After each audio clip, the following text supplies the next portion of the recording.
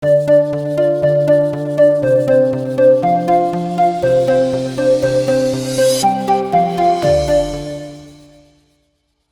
দর্শক, আসসালামু আলাইকুম রহমতুল্লাহি ওবারাকাতু। ইন্নাল হামদুলিল্লাহ ওয়াসসালাতু ওয়াসসালামু আলা রাসূলিল্লাহ। সুপ্রিয় দর্শক, রমজানের এই সুন্দর একটা সময়ে নিশ্চয়ই সিয়াম সাধনায় আছেন। আল্লাহ তাআলা সিয়াম সাধনা কবুল করে নিন, আমিন। হয়তো নিয়ত করছেন যে এবছর আমি এমন একজন মানুষ হব, দুনিয়া এবং আখিরাতে সম্মানিত হব, কোরআন সুন্নাহ অনুযায়ী জীবন পরিচালনা করব। আল্লাহ তাআলা আপনার এই ইরাদাকে কবুল করে নিন, আমিন। দর্শক, আপনাদের জন্য আমাদের মাসব্যাপী বিশেষ আয়োজন ভাইয়া হোটেলস নিবেদিত সংযমের অর্থনীতি, পাওয়ার্ড বাই শাহজাদি টুইন ওয়ান মেহেদি। এই আয়োজনের সহ পৃষ্ঠপোষক মুনতাহা স্টিল। প্রতিদিন এই আয়োজনে আমরা কোনো একটা বিষয় নিয়ে কথা বলি। আজ আমরা যে বিষয় নিয়ে কথা বলতে চাই সেটি হচ্ছে অনুমোদনহীন চাঁদাবাজি মুমিনের দায়। এ বিষয়ে কথা বলতে স্টুডিওতে যোগ দিয়েছেন বিশিষ্ট আলেম দ্বীন, বিশিষ্ট ইসলামিক স্কলার, ফার্স্ট সিকিউরিটি ইসলামী ব্যাংকের শরিয়া সুপারভাইজারি বোর্ডের সম্মানিত সদস্য সচিব মাওলানা শামাউন আলী। স্বাগত আপনাকে। আসসালামু আলাইকুম। ওয়ালাইকুম আসসালাম রহমতুল্লাহি ওয়া বারাকাতুহু। দর্শক, এই আয়োজনে আমাদের সাথে মদিনা বিশ্ববিদ্যালয় থেকে যুক্ত হয়েছেন হাফেজ মাওলানা আবু বকর সিদ্দিক জুবায়ের। শাইখ, স্বাগত আপনাকেও। আসসালামু আলাইকুম রহমতুল্লাহ। আপনাকেও স্বাগত। আসসালামু আলাইকুম রাহমাতুল্লাহ। শাইখ, যেসব সরকার তো জনগণের থেকে টাকা নেয়, দেশ চালায় সুন্দরভাবে, কিন্তু আমরা রাস্তাঘাটে দেখি মানুষও টাকা তুলছে যেটার অনুমোদন নেই। না রাষ্ট্র অনুমোদন দিয়েছে, না শরিয়া অনুমোদন দিয়েছে। এই জাতীয় চাঁদাবাজি যারা করছেন তাদের ব্যাপারে কোরআন সুন্নাহর বক্তব্য কী? ইন্নাল হামদুলিল্লাহ ওয়াসসালাতু ওয়াসসালামু আলা মুহাম্মাদিন ওয়া আলা আলিহি ওয়া সাহবিহি আজমাইন। আসলে এই বিষয়টা খুবই দৃষ্টিকটু, স্পর্শকাতর এবং জনগণের সাথে সম্পৃক্ত, আমাদের সবার জীবনের সাথে। এত সব শব্দ বলেছেন, এটা কি শোষণ নয়? এটা কি নির্যাতন নয়? এটা আমরা আসি, কিন্তু যেমন ধরেন চাঁদাবাজির বিষয়টা, আমরা মাদ্রাসায় যখন লেখাপড়া করেছি তখন আমাদের যে আদায় রসিদ ছিল সেটা চাঁদা আদায় রসিদ, কিন্তু সময়ের পরিবর্তনে এখন এটাকে আমরা লিখছি আদায় রসিদ, অনুদান আদায় রসিদ লিখতে বাধ্য হয়েছেন এবং এইভাবে হয়ে গেছে। কারণ চাঁদা শব্দটা এখন একটা নিকৃষ্ট অর্থে ব্যবহার হচ্ছে এবং দেখা যাচ্ছে যে এই চাঁদা, যেটা শব্দটা ভালো অর্থে ব্যবহার হয়েছিল, সেটা এখন নিকৃষ্ট খারাপ অর্থে ব্যবহার হচ্ছে। যেমন সৎমা, সৎ মানে ভালো, সেই মাটা অত্যন্ত ভালো, নেককার মা, সেই হচ্ছে সৎমা। শাব্দিক অর্থে কিন্তু অত্যন্ত চমৎকার সৎ, কিন্তু এইটা সৎমা বলতে এখন ম্যাক্সিমামই ক্ষেত্রে সেই মা আবার দ্বিতীয় তাকে আব্বা বা পিতা নিয়ে এসেছেন, সে মেয়েদের সাথে খারাপ ব্যবহার করে, ছেলেদের সাথে সমর্প করে, অত্যাচার করে, অমুক করে তুমুক করে। ঠিক চাঁদাবাজি শব্দটা এখন এই পর্যায়ে গেছে এবং এটা শরীয়তে কোনো অনুমোদন দেয় না। কারণ আপনি অপরের সম্পদ তার সম্মতি ছাড়া কোনোভাবেই গ্রহণ করতে পারেন না। আমরা যে বিখ্যাত হাদিস জানি যে কিয়ামতের দিন মানুষ পা উঠিয়ে আল্লাহর সামনে থেকে যাতে হাত্তা ইউসআল আন খামসিন, 5টি বিষয়ে তাকে প্রশ্ন দিয়ে জবাবদিহি করতে হবে। তার আনমালিহি, তার সম্পদ, কিভাবে তুমি আয় করেছো, কিভাবে তুমি ব্যয় করেছো। একটু এইজন্য এই বিষয়টা অত্যন্ত যেতে চাই শেখ, আবার আসবো ইনশাআল্লাহ। আবু বকর সিদ্দিক জুবায়ের, কোরআন সুন্নাহ অনুমোদনহীন চাঁদাবাজিকে কিভাবে দেখে? আসলে বিষয়টি বর্তমান সময়ের সাথে একেবারেই সম্পৃক্ত বলা চলে এবং আজকের এই আয়োজনে এমন একটি বিষয়ে আপনারা রেখেছেন, এজন্য আপনাদেরকে আমি আন্তরিক মোবারকবাদ জানাচ্ছি। আমাদের বর্তমান সময়ে এটি অধিক পরিলক্ষিত একটি বিষয়, চাঁদাবাজি, এবং এটি কোনোভাবেই কোনো দিক থেকেই আমাদের ইসলাম এটিকে সমর্থন করে না। অর্থাৎ কোরআন এবং সুন্নাহ যদি আমরা ব্যাখ্যা বিশ্লেষণ করি, তো কোরআন এবং সুন্নাতে এর কোনো অস্তিত্বই পাওয়া যাবে না, এক কথায়। এবং এটি একটি মহা মারাত্মক গুনাহ আমরা বিবেচিত, এবং গুনাহে কবিরা, অর্থাৎ যেটা জুলুম, জুলুম অন্যের অর্থাৎ ক্ষয়ক্ষতি করা, এবং এটা একরকম কবিরা গুনাহ বলেই ছেড়ে দিলে হবে না। এটা অর্থাৎ আল্লাহ পাক রব্বুল আলামিন আমাদেরকে রাসূলুল্লাহ সাল্লাল্লাহু আলাইহি সাল্লামের মাধ্যমে দুটি হকের কথা বলেছেন, একটি হচ্ছে হকুল ল আর একটা হচ্ছে হকুল ইবাদ। এই চাঁদাবাজিটা কিন্তু হকুল ইবাদের কাতারে পড়ে। অর্থাৎ যেই ক্ষমাটা যদি ব্যক্তি না করে তাহলে আল্লাহ তাআলা ক্ষমা করবেন না। অর্থাৎ এটা আপনি যদি কারো উপরে জুলুম করেন, কারো অন্যায়ভাবে কারো হক নষ্ট করেন, চাঁদাবাজির মাধ্যমে হোক কিংবা সেটা অন্য কোনো মাধ্যমে হোক, আপনি যদি জোরপূর্বক এক কথায় আপনি কারো উপরে কোনো জুলুম করেন বা কারো কোনো অর্থ সম্পদ কোনো কিছু জোরপূর্বক জুলুমের মাধ্যমে নেন, তাহলে সেক্ষেত্রে আপনি যতক্ষণ পর্যন্ত ওই ওই ব্যক্তি থেকে আপনি ক্ষমা নিতে পারবেন না, ততক্ষণ পর্যন্ত মহান আল্লাহ পাক রব্বুল আলামিন আপনাকে ক্ষমা করবেন না। এটাই হচ্ছে বাস্তব কথা। এবং এই বিষয়ে আহ কাল হাসরের ময়দানে বিশেষভাবে আল্লাহ পাক রব্বুল আলামিন এই বিষয়টি তুলে ধরবেন। এবং যতক্ষণ পর্যন্ত বান্দা তার হকের বিষয়ে ক্ষমা না করবেন, ততক্ষণ পর্যন্ত আল্লাহ পাক রব্বুল আলামিনও তাকে ক্ষমা ক্ষমা করবেন না। করবে এই না। জন্য মাওলানা শামাউনা আলী, আপনার কাছে উনি হক্কুল ইবাদের কথা বলেছেন যে কিয়ামতের দিন আল্লাহ সুবহানাহু ওয়া তাআলা করবে না। দুনিয়াতে আমার সামনে চাঁদাবাজি চলছে, চারিদিকে আমি দেখছি, বাট আমি নীরব, আমি ভদ্রলোক, তো আমি খুবই ব্যক্তিত্ববান, আমি খুবই পার্সোনালিটি মেনটেন করে চলি, আমি কোনো ঝামেলায় যাই না, আমি খুব উত্তম মুসলমান কিনা জানবো একটা বিরতির পর। দর্শক থাকুন আমাদের সাথে।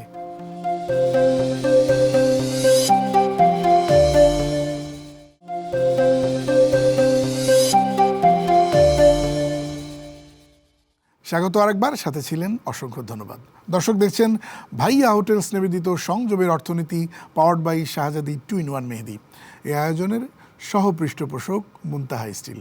কথা বলছি অনুমোদনহীন চাঁদাবাজি বা চাঁদা মুমিনের দায়। আসলে যেই জায়গাটায় ফোকাস করতে চাই, সব কিছু কি আমরা সরকারকে বলবো আইন শৃঙ্খলা রক্ষা বাহিনী দিয়ে ধরবে? আমাদের কি কোনো সামাজিক দায়বদ্ধতা নেই মুমিন হিসেবে, মুসলমান হিসেবে? এই বিষয়টি আসলে চাঁদাবাজিটা একটা ফৌজদারি অপরাধ এবং এইটা দণ্ডনীয়, এবং এদেরকে অবশ্যই আইনের আওতায় নিয়ে আসতে হবে। এটা হলো সরকারিভাবে। কিন্তু অনেক সময় দেখা যাচ্ছে যে সরকারিভাবে বা প্রশাসনের পক্ষ থেকে এটার কোনো প্রতিরোধ বা কোনো কিছু হচ্ছে না। তাহলে ব্যক্তি আমরা কি করব? আমাদের কি কোনো দায় আছে না? অবশ্যই দায় আছে। এ ব্যাপারে প্রিয় নবী মুহাম্মদ রাসূলুল্লাহ সাল্লাল্লাহু আলাইহি ওয়াসাল্লামের একটা হাদিস আমরা দেখতে পাই। আল্লাহ রাসূল বলছেন যে মান রাআ মিনকুম মুনকারান ফালিয়ুগাইয়িরহু বিয়াদিহি, যে কেউ যদি একটা অন্যায় কাজ সংগঠিত হতে দেখে, সে যেন হাত দিয়ে এটা প্রতিরোধ করে। হাত দিয়ে যদি প্রতিরোধ করার মতো না থাকে, তাহলে মুখ দিয়ে তার প্রতিবাদ করে, এবং মুখ দিয়ে যদি না প্রতিবাদ করতে পারে তাহলে অন্তর দিয়ে ঘৃণা করবে। আমরা অনেক সময় পত্রপত্রিকায় আসে, টেলিভিশনে আসে যে চাঁদাবাজি করতে গেছে, মেয়ে চিৎকার মেরেছে, এই জোরে পাবলিকের সাথে করে। এটা তো মুখের আপনার, সে হাত দিয়ে পারতেছে না, মহিলা মানুষ, কিন্তু সে প্রতিবাদ করেছে। ঠিক এভাবে আমাদেরকে এটা প্রতিরোধ করতে হবে। এবং আমার মনে আছে স্পষ্টভাবে যে কোনো এক মহল্লায় আমি দেখলাম যে 5-7 জন ওই ছোট ছোট দোকানদার, ওরা একটা মিটিং করতেছে। আমি ওখানে আমাকে বললো হুজুর একটু বসেন। তো বসলাম, চা খেলাম। তাদের কথা হলো যে এখানে চাঁদাবাজি চলতেছে। তারা বললো যে আমাদের প্রত্যেককে একটা একটা করে হুইসেল দেওয়া হয়েছে, যে একজন চাঁদাবাজ দেখলে হুইসেল দিবে, সবাই আমরা ঝাঁপিয়ে পড়বো। এইভাবে তারা গণপ্রতিরোধ তুলে এটা একটা ভালো একটা সাইন, আমরা একটা শিক্ষা নিলাম। আমরা একটু আসি আবু বকর সিদ্দিক, আপনি কি মনে করেন যে চাঁদাবাজি হচ্ছে সমাজে? আমি নীরব দর্শকের ভূমিকায় দেখছি। আমরা একটা আয়াত জানি, ওয়াতাসিমু বিহাবলিল্লাহি জামিআ ওয়ালা তাফাররাকু, আর তোমরা ইসলামের রজ্জুকে শক্ত করে ধরো, পরস্পর বিচ্ছিন্ন হয়েও না। এই আয়াত কি খালি জিহাদের ক্ষেত্রে, নাকি এই আয়াত এটাও তো একটা অপরাধ? এই অপরাধের বিরুদ্ধে সংঘবদ্ধ হবার ব্যাপারে এই আয়াত আমাকে সাপোর্ট করে কিনা? অন্যায় কাজ যে দেখে এবং যে করে, উভয় কিন্তু সমান অপরাধী। এটা কিন্তু আমরা জেনে থাকবো। কারণ আল্লাহ রসুল সাল্লাল্লাহু আলাইহি ওয়াসাল্লামের অসংখ্য হাদিস থেকে আমরা জানতে পারি। আপনি একটা লোক অন্যায় করলো, আর আপনি অন্যায়টা দেখলেন, কিছু বললেন না, কিছু করলেন না, এতে কিন্তু আপনি কিন্তু সমান দায়বদ্ধতায় পড়ে গেলেন। অর্থাৎ সে যে অন্যায়টা করে যতটুকু গুনাহগার হলো, আপনি দেখে কিন্তু সেম, কোনো কমতি নেই। তো এই জন্য আসলে অন্যায় কাজে সহযোগিতা করা কিংবা অন্যায় কাজ দেখে চুপ থাকা, এটা কখনোই একজন ইমানদার ব্যক্তির বৈশিষ্ট্য হতে পারে না। এটা ইসলামিক আদর্শর একেবারেই মুখালেফ, বিপরীতপন্থী আমি মনে করি। আল্লাহ পাক রব্বুল আলামিন পবিত্র কালামুল্লাহ শরীফের মধ্যে বলছেন, কুনতুম খায়রা উম্মাতিন উখরিজাত লিন-নাস তা'মুরুনা বিল মা'রুফ ওয়া তানহাউনা আনিল মুনকার। এটা অর্থাৎ শ্রেষ্ঠ, অর্থাৎ আমাদের মধ্যে ওরাই হচ্ছে শ্রেষ্ঠ যারা অর্থাৎ অন্যায় কাজে বাধা প্রদান করে এবং যারা সৎ কাজের আদেশ দেয় এবং অসৎ কাজ থেকে বাধা প্রদান করে বা নিষেধ করে, তাদেরকে অর্থাৎ আমাদের মধ্যে উত্তম বলে ঘোষণা করা হয়েছে। তো আমি এই জায়গা থেকে মনে করি আপনি আরেকটা আয়াত বলেছেন, ওয়া আতাসিমু বিহাবলিল্লাহি জামিআন ওয়া লা তাফাররাকু। অর্থাৎ এটা শুধুমাত্র যে জিহাদের ক্ষেত্রে বিষয়টা এমন না, একেবারে সংঘবদ্ধ থাকা প্রতিটা ক্ষেত্রেই, প্রতিটা সেক্টরেই আমরা মনে করি যে মুমিনরা একতাবদ্ধ ভাবে থাকবে, মুসলমানরা একতাবদ্ধ হয়ে যে কোনো ভালো কাজ একসাথে করবেন এবং এই ভালো কাজে সহযোগিতা করা, খারাপ কাজে অর্থাৎ সবাই মিলে একসাথে প্রতিহত করা, এটা আমি মনে করি মুমিন মুসলমানের ইমানি দায়িত্ব এবং এটা আমাদের করা উচিত। শুধুমাত্র আহ সরকারই আমাদের সবকিছু করবে, আইন শৃঙ্খলা বাহিনী সবকিছু করবে, বিষয়টা এমন না। আমাদের নিজেদেরকেও আসলে সংশোধিত হতে হবে, সংযমী হতে হবে। আমরা নিজেরা জি, অনেক যতটুকু অনেক ধন্যবাদ আপনাকে।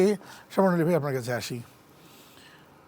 চাঁদাবাজি করছে, যদি সংঘবদ্ধভাবে বাধা দেওয়ার আগে যদি আমরা মোটিভেশন দিই, সেটা খুবই ভালো।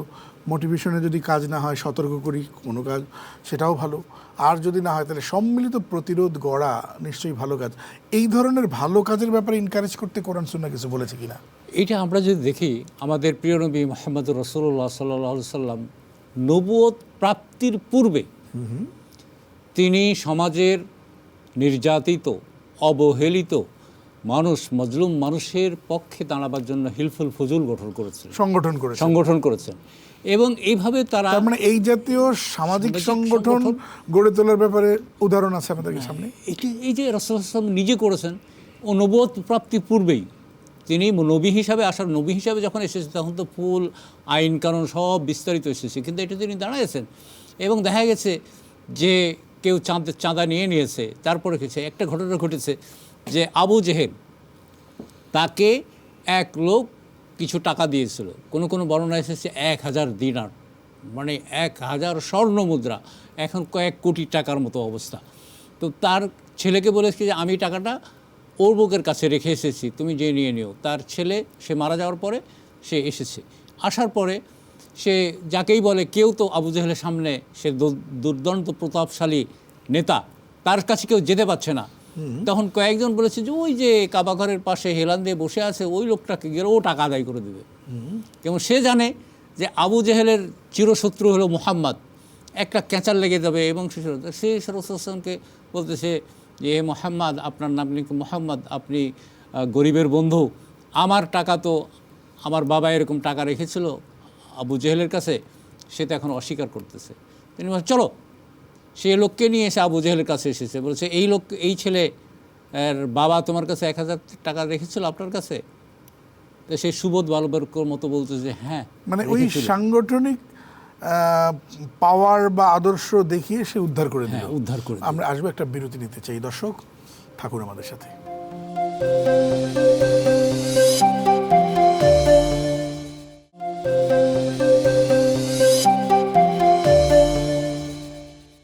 স্বাগত আরেকবার, সাথে ছিলেন অসংখ্য ধন্যবাদ। দর্শক দেখছেন ভাইয়া হোটেলস নিবেদিত সংযমের অর্থনীতি, পাওয়ার্ড বাই শাহজাদি 2-in-1 মেহেদি। এই আয়োজনের সহ পৃষ্ঠপোষক মুনতাহা স্টিল। কথা বলছি অনুমোদনহীন চাঁদাবাজি মুমিনের দায়। আমরা শুরুতেই চলে যেতে চাই, আমাদের অনলাইনে আছেন জনাব আবু বকর সিদ্দিক জুবায়ের। তো রসুল করিম সাল্লাল্লাহু আলাইহি সাল্লামের যুগে হিলফুল ফুজুল গঠন করেছিলেন, সমাজে অনাচার, অত্যাচার, অবিচার, ছিনতাই, রাহাজানি, এগুলোকে ঠেকাবার জন্য রসুল সাল্লাল্লাহু আলাইহি সাল্লাম ছিলেন লিডার এবং তার ফলোয়ার সহ তিনি টিম তৈরি করলেন। তো সেই আদলে পৃথিবীর যে কোনো দেশে কেউ যদি চাঁদাবাজি ঠেকাতে কোনো সামাজিক সংগঠন গড়ে তোলে, সেটি ইসলামের চোখে কোনো অপরাধ হবে কিনা? না, অবশ্যই এটি একটি ভালো দিক হবে। এটা কোনোভাবেই ইসলাম এটাকে কোনো অ্যাঙ্গেলেই বেটো দেওয়ার কোনো সুযোগ নেই। তবে হ্যাঁ, আসলে এখন দেশ বলে কথা, আমাদের চাহনির দিকে হচ্ছে কথা। আপনি দেখা যায় আমাদের দেশের মধ্যে অধিকাংশ সময় কেউ একটা ভালো কাজ করতে চাইলে অধিকাংশ লোকেই তার অর্থাৎ পিছনে লেগে যায় বা এটা করতে দেয় না।